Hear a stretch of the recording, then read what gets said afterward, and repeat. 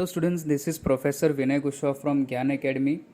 Today we are going to see one of the very important topic of principle of management, which is Frederick Winslow Taylor scientific management theory. So let's start. Frederick Winslow Taylor वो एक American थे जिन्होंने अपना career as a mechanic start किया। कुछ time बाद उनके hard work and progress से उनको चीफ इंजीनियर का पोजीशन मिला। एज एन इंजीनियर उन्होंने मैनेजमेंट को साइंटिफिक डेटा के साथ मर्ज किया और ये स्टडी को आज हम साइंटिफिक मैनेजमेंट के नाम से जानते हैं। ये कंट्रीब्यूशन जो कि मैनेजमेंट को डेवलप करता है, ये प्रिंसिपल से मैनेजमेंट वर्क को और इजी वे में समझा जा सकता है। मैनेजमेंट प्रिंसिपल को अपने ऑर्गेनाइजेशन में एप्लीकेबल करने से बिजनेस का efficiency level and productivity increase होता है। आज भी फेडरिक के इस थ्योरी को ज़्यादातर ऑर्गेनाइजेशन फॉलो करते हैं। For this contribution and development management thoughts he is known as father of scientific management. 1909 में टेलर ने एक बुक पब्लिश किया which is the principle of scientific management.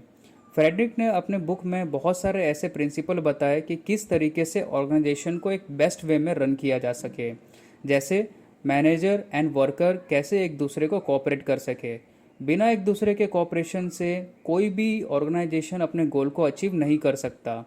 So cooperation is necessary. जैसे fair day पे for a fair day work, इसका मतलब जैसे कोई वर्कर एफिशिएंट वे में काम नहीं करेगा तो वो वर्कर डिज़र्व नहीं करता कि उसे ज़्यादा वेजेस मिले। Highly productive workers and low productive workers को उनके वर्क के हिसाब से वेजेस मिलना चाहिए।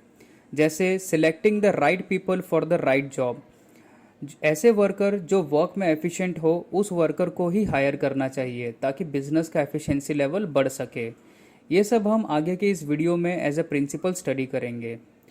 Now coming to the definition of a scientific management by Frederick Taylor. Scientific management consists of knowing what you, that is management, what meant to do exactly, and seeing it that they do it in the best and cheapest manner. Management को अपने goal achieve करने के लिए work ऐसे proper तरीके से distribute करना चाहिए कि ये वर्क एग्जैक्टली वर्कर के स्किल, नॉलेज और एक्सपीरियंस के बेसिस पे दिया जाए ताकि वो अपना बेस्ट लेवल पे परफॉर्म कर सके और ऑर्गेनाइजेशन गोल को एफिशिएंट एंड एक्यूरेट वे में अचीव कर सके। Now we are going to see principle of scientific management. Science not rule of thumb. In order to increase the organizational efficiency, the rule of thumb method should be substituted by the method developed through scientific analysis of work. Rule of thumb means decision जो manager लेता है अपने personal judgement के basis पर। According to Taylor, even a small production activity जैसे कि loading of sheet into the box, अब इसके लिए भी साइंटिफिक प्लानिंग करना ज़रूरी है। इससे टाइम और एनर्जी दोनों ही बच सकता है। Decision should be based on scientific inquiry with cost and effect relationship. ये प्रिंसिपल की मदद से हमें ये पता चलता है कि किस तरह बेस्ट तरीके से वर्क को परफॉर्म किया जाए। इसके लिए साइंटिफिक एनालिसिस होना चाहिए, ना कि trial and error methods. Standard required time and standard output should be defined by the manager. Work assign to any employee should be observed and analysed ताकि हम बेस्ट वे में उस वर्क को perform कर पाए और प्रोडक्टिविटी को increase कर पाए। Next, harmony not discord. According to this principle there should be harmony between the employees and the management. कोई भी बिजनेस में अगर कॉन्फ्लिक्ट हो वर्कर्स और मैनेजमेंट के बीच में तो वो दोनों के लिए बेनिफिशियल नहीं रहेगा। मैनेजमेंट एंड वर्कर दोनों को एक दूसरे का इम्पोर्टेंस को समझना चाहिए। In order to achieve this state, Taylor suggested the complete mental revolution on the part of both management and the workers. इसका मतलब complete attitude change होना चाहिए वर्कर्स एंड मैनेजमेंट दोनों के लिए। ये बात को समझना ज़रूरी है कि मैनेजमेंट अगर सिर्फ अपना ही बेनिफिट देखे ये गलत है। मैनेजमेंट को अपने वर्कर को भी उतना ही बेनिफिट देना चाहिए। जैसे जैसे बिजनेस प्रोग्रेस करता जाएगा वैसे ही वर्कर का भी डेवलपमेंट होना चाहिए। ये कैसे पॉसिबल है? जैसे कि sharing of a surplus with workers, training of employees, division of work, team spirit, positive attitude, sense of discipline, sincerity. Management should always be ready to share the gains of the company with the workers and latter should provide the full corporation and hard work for achieving organisational goal. ये principle यही बोलता है कि दोनों workers and management के बीच में perfect understanding होना ज़रूरी है और ऐसा फील होना चाहिए कि ये एक टाइप का फैमिली हो। Let's take an example. जैसे जापान में कंपनीज है जो कि पैटर्नलिस्टिक स्टाइल ऑफ मैनेजमेंट को फॉलो करते हैं and there is a complete openness between worker and management. वहाँ पे अगर मैनेजमेंट से कुछ प्रॉब्लम हो तो वो स्ट्राइक पे नहीं जाते, बल्कि वो ब्लैक बैच लगा लेते हैं and they perform their work even more than the normal hours just to impress upon the management. ये सिचुएशन में वर्कर अपना डिमांड भी बता देते हैं और ऑर्गेनाइजेशन ऑब्जेक्टिव्स को इफेक्ट भी नहीं करते, जिससे दोनों का रिलेशन प्रॉपर तरीके से बना रहता है और मैनेजमेंट उनके डिमांड को भी फुलफिल कर पाता है। Next, mental revolution. Taylor introduce the concept of mental revolution. This principle focus on changes in the attitude of employees and the management towards each other. Both should realize the importance of each other and should work with the full cooperation. Management as well as the worker should aim to increase the profit of the organization.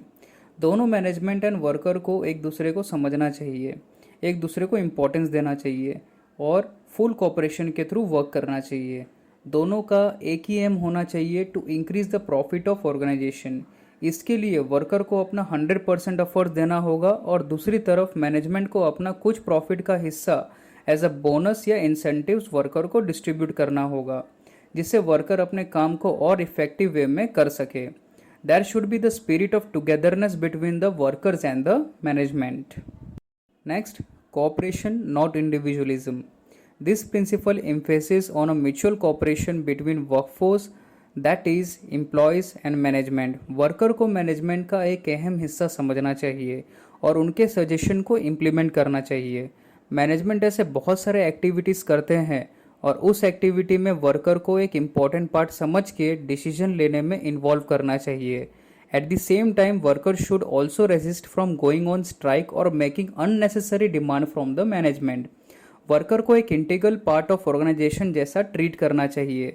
कोई भी important decision which affect the worker, वो decision को worker के consult किए बिना applicable नहीं करना चाहिए।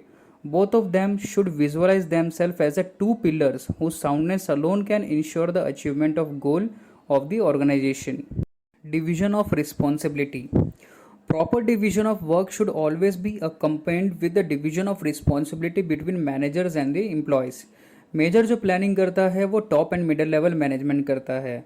मैनेजमेंट को ऐसे बहुत सारे एक्टिविटी जैसे कि method of work, working condition, time for completion of work etcetera एक प्रॉपर तरीके से करना चाहिए, ना कि सब अनडिस्ट्रीब्यूटेड फॉर्म में वर्कर के भरोसे छोड़ देना चाहिए।